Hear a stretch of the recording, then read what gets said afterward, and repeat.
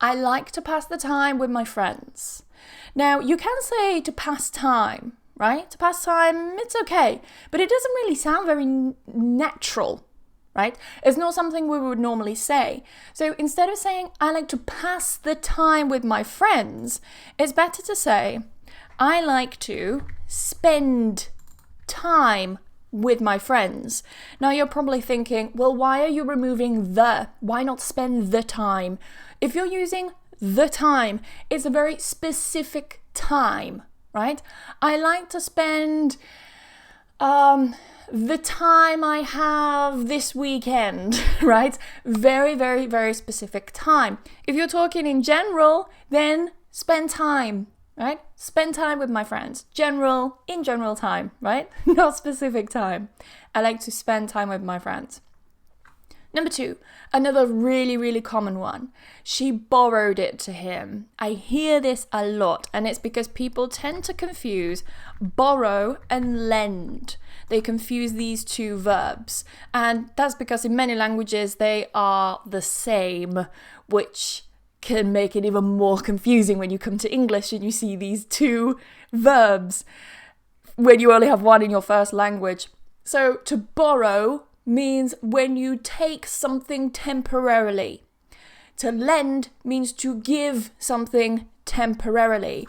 So to borrow, take something temporarily. Tempo. I meant to write temp.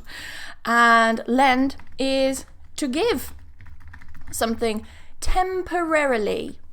All right? So in this case, she borrowed it to him. Sounds a bit odd. We want to say that she gave it to him temporarily, right? So she lent it to him. She lent it to him. She gave it to him temporarily. Number 3, I am used to live here. A very, very, very common mistake. A lot of people get confused with I am used to and I used to, right? And they tend to combine them, and this can be quite confusing for not just natives to understand, but other people in general to understand. So here, I am used to living here. I am used to living here. This structure goes something like to be, used to, ing, right? To be, ing, to be, ing, to be, ing. I always hammer that with my private students, right? To be, ing, to be, ing. It helps you remember that structure. If you're talking about to be used to doing something, it means you are accustomed. You are familiar with something, right? Accustomed spelled wrong. Let's change that. There we go. So you're accustomed to something, or you're familiar with something. I am used to living here. I am familiar with living here. I am comfortable with living here. I'm accustomed to living here. If we change it to I used to live here, that means something different. I used to live means I did something in the past repeatedly, but I don't do it now. So I used to live in London, but now I live in Bristol, for example. All right? So here, change that. Number 4, I'm going to have a look at questions really soon as well. So don't think that I'm ignoring you. I will look in a moment at the chat. I want that you help me. I hear this a lot, particularly with Italian, Spanish, and I think French as well sometimes do this, speakers. And they say, I want that you help me. And they use that. We don't need that. I want you to help me. I want you to help me. That's it. We'd never use that. I want that you help. I want that you do. I want that you... We don't use that. I want you to do something. I want you to clean the kitchen. I want you to do your homework, and so on. It depends of the weather. Very, very, very common one. Depends of the weather. This is a direct translation from other languages. What tends to happen is many of the mistakes that learners make, they tend to be because they have directly translated the grammar from their first language into English, right? And this is another case of direct translation, kind of like I want that you. Because, for example, in Spanish, you say, I want that you help me, okay? And people just do that in English because they think it's okay.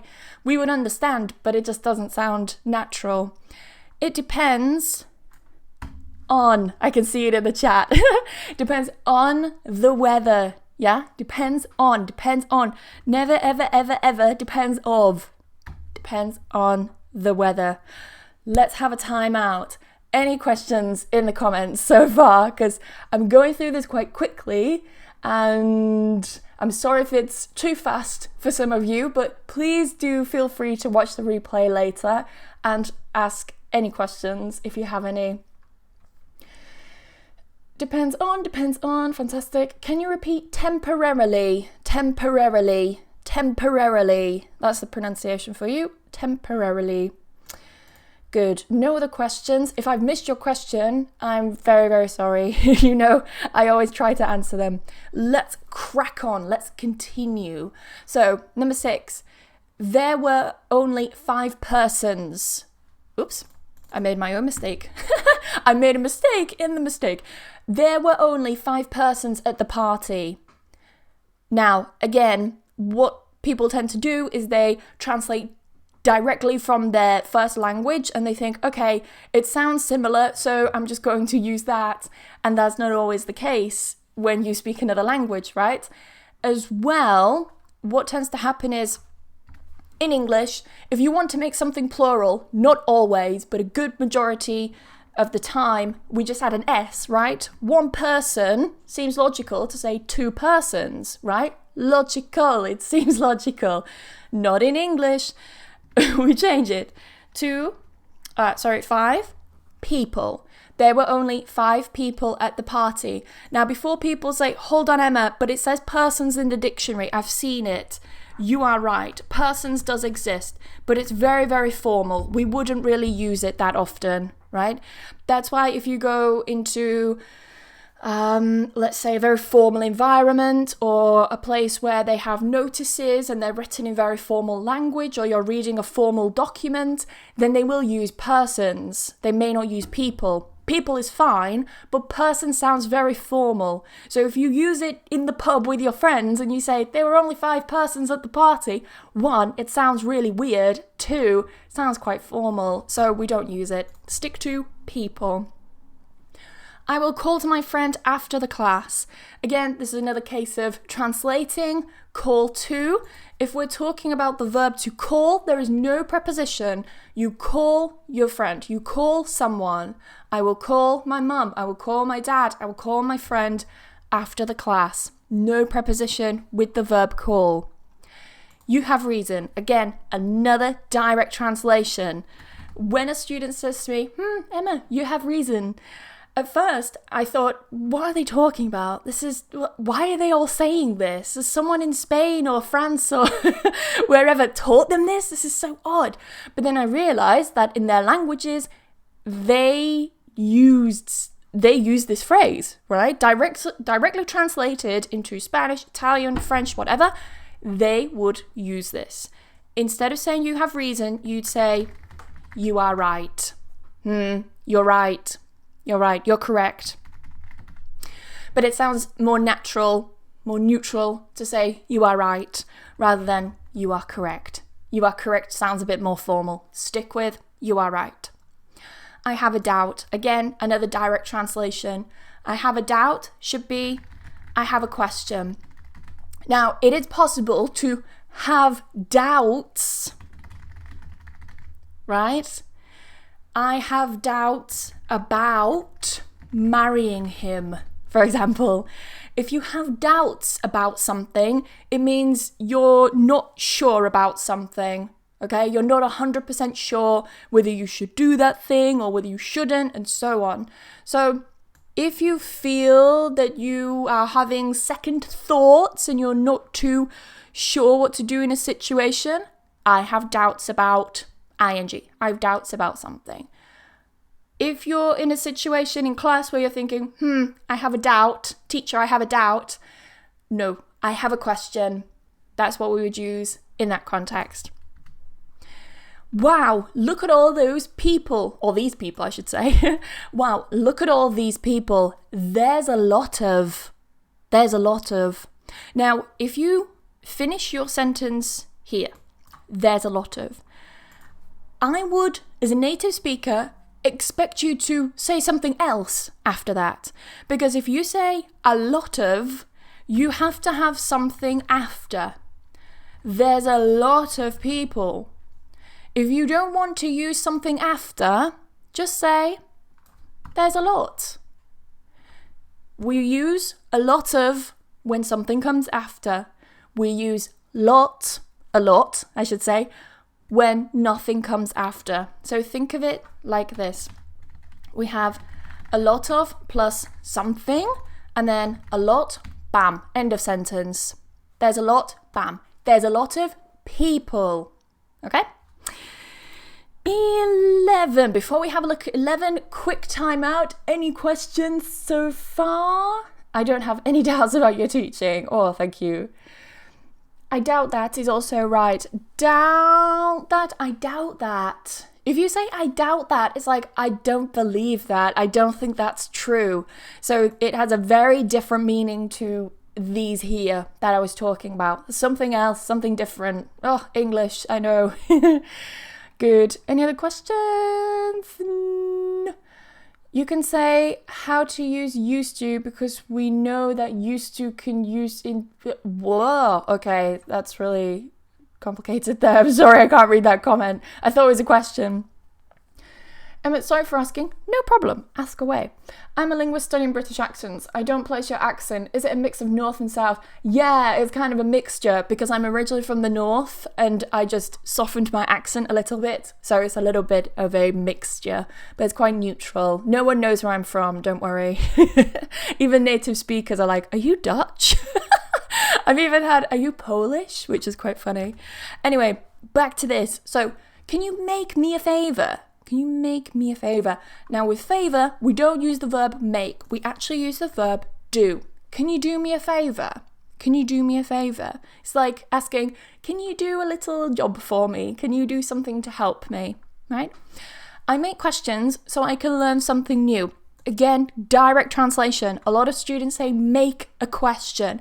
Make means you create something, right? Here, we don't normally make a question in English. Yes, you are creating it, I get that. But to sound a bit more natural, we would say, I ask questions. I ask questions so I can learn something new. Ask a question. We don't make questions in English. Yes, it exists. You can technically make questions, but in very specific contexts. Yeah? Ask questions is what we would normally say. I'm not very good in English. Now, here, I'm not very good in English. If you use in English, it sounds like you're saying in English classes. You're in the English class. Here, I'm not talking about the English class. I'm not talking about being in my English class. I'm talking about my skill at English. So if you're talking about skill, you would say at. I'm not very good at English. If you want to use a verb, we use the gerund.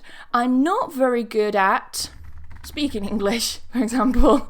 Okay, I'm not very good at speaking with the gerund, at speaking English. So if you want to use that, make sure you use the preposition at. I have not seen him since 3 months. So this is a really common mistake, the difference between since and for. Now, if you're talking about since, we use it for a specific time, while with for, we use it for a period of time. So here, 3 months is a duration of time. It's a period of time. So we cannot say since, we use for. I have not seen him for 3 months. I am here for to learn English. I do have a YouTube video about this, so if you want to know a little bit more about using for and to, then I can link that later, just let me know. But we cannot say for to learn. It just doesn't work in English. You can say, I'm here to learn English. I'm here to learn English. Sounds more natural. I will ask to him later. Again, really common. Direct translation with the verb ask. We do not have a preposition. I will ask him later. Not ask to, ask him later. No preposition. This one I hear all the time. I am agree. Again, direct translation doesn't work in English. We just use the verb I agree. I agree. Yeah? Or if you want to make it negative, I don't agree. Let me put that in brackets there. I don't agree. I agree. I don't agree. But never I am agree or I am not agree. That's a direct translation. It's not correct in English. English grammar can sometimes be very complicated. I hear this a lot as well. This use of complicate. To complicate is actually a verb. So if you say can be very complicate, doesn't make sense grammatically, right? Because really what we need here is an adjective. It can be, adjective, complicated. English grammar can sometimes be very complicated. Complicated is the adjective. Complicate is the verb.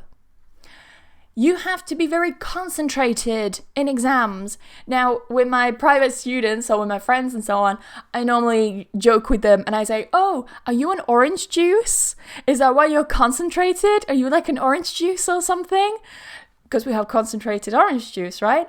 So I tell them, don't use concentrated, use focused. You have to be very focused in exams. It sounds a lot more natural than trying to use concentrated, yeah?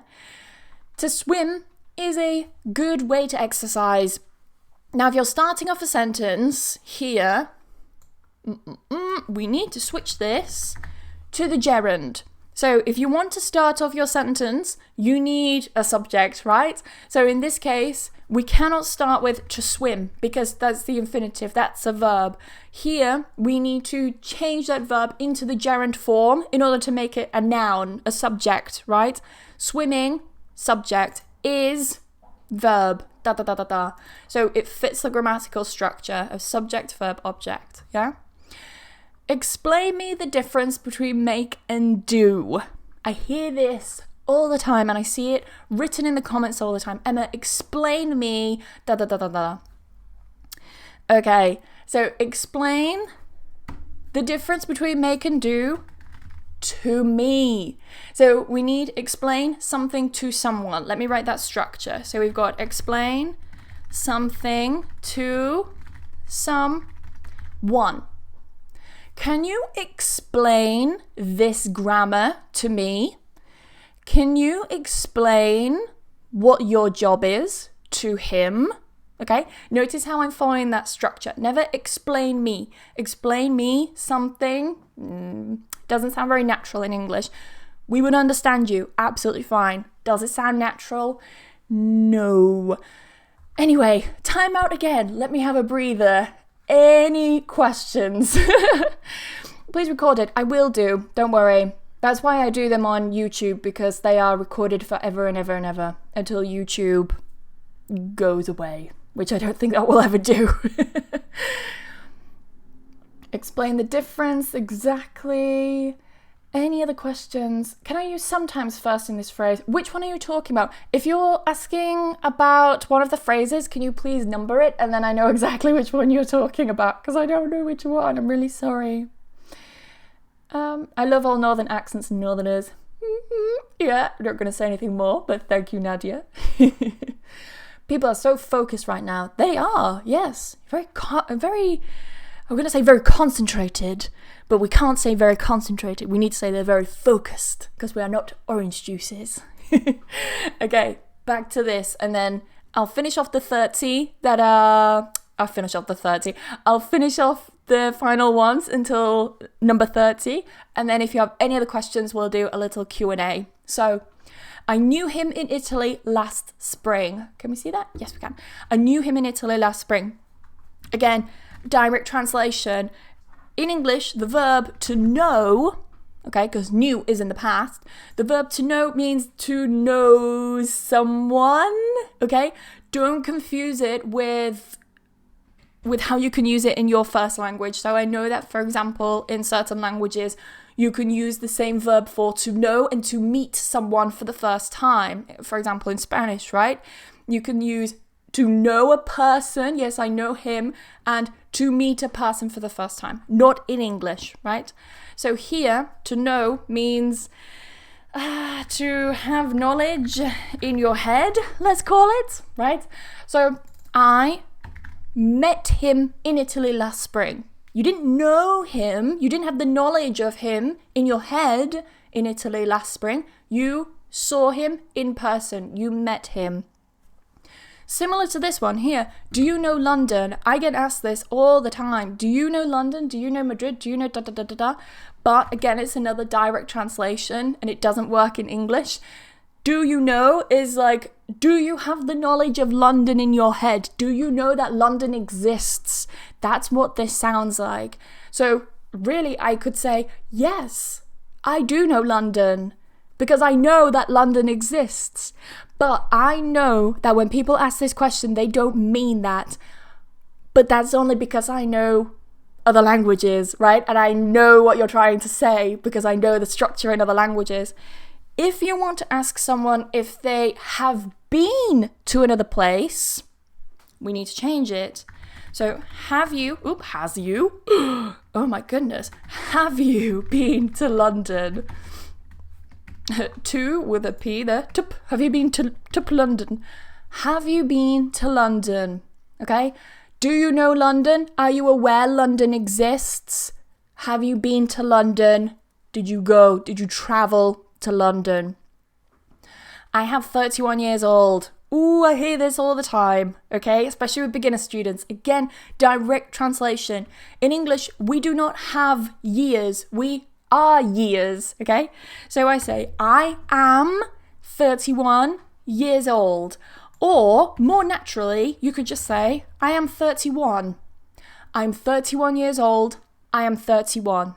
Okay?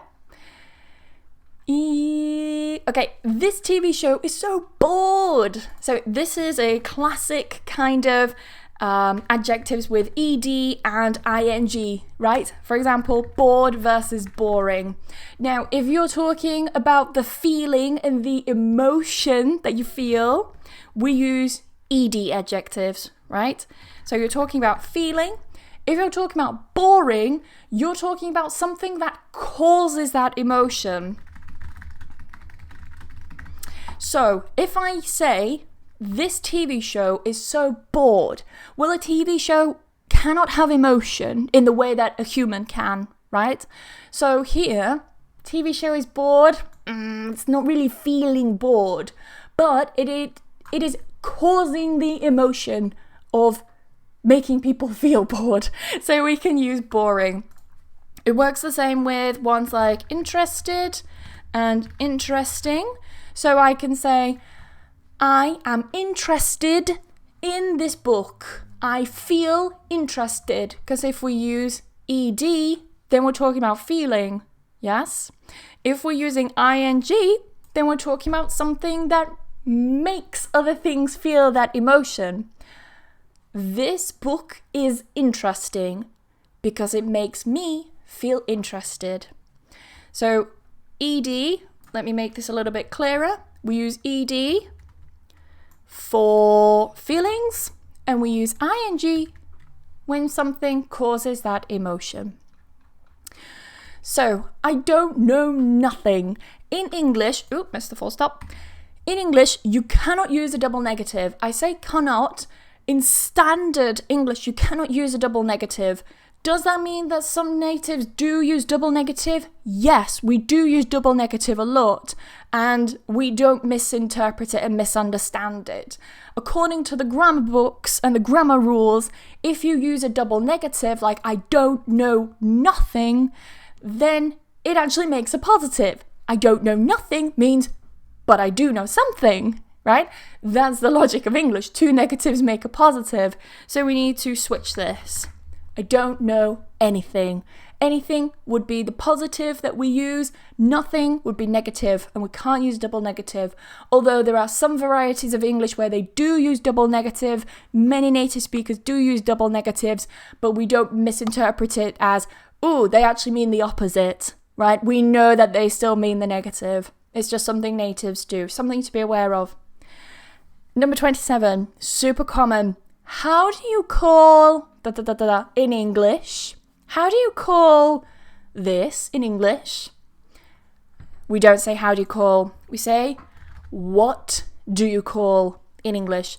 What do you call this in English? For example.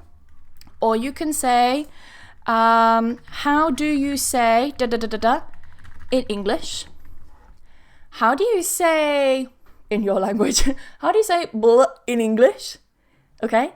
You can use it like that, but you can't say how do you call. What do you call? What do you call this in English? So, 3 more to go, and then I'll answer any questions in the chat. I am teacher. It is true, I am teacher. But if we use professions in English, we use to be, and then we use the article. So whenever you talk about professions, can't see my keyboard.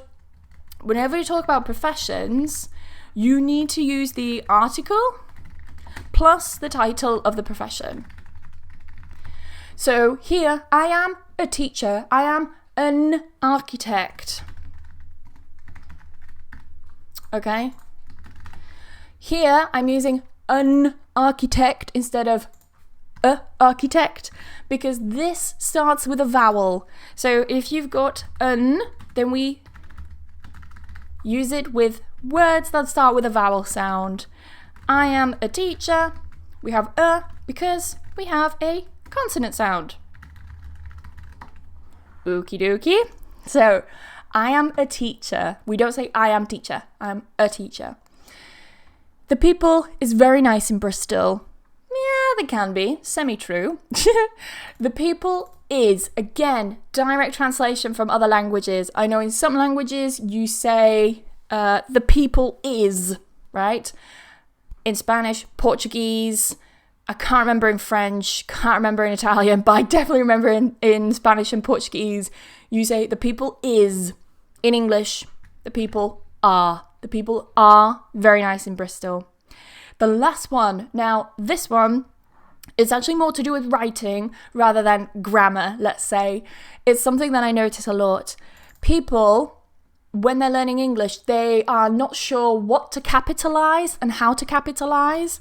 So to capitalize is when you make letters capital. For example, you have A, B, C. These are capital letters. And then you have lowercase letters like A, B, C. So you have the uppercase and lowercase. You have the capital letters, okay? So to capitalize means to put a capital letter on the first letter of the word. With days of the week, we capitalize them. So Monday always has a capital M. I, when I talk about I, me, always capitalize it. I don't know why, we just do, okay? Maybe it's because we are important. I don't know. Maybe it's a little bit of narcissism in the language there. But I is always capitalized. If we're talking about languages as well, countries, places, we capitalize the letter as well. So on Monday, days of the week, we capitalize. We also capitalize months. So for example, this month is April. I don't write April. I write April. Always with a capital letter. Okay? And that is it.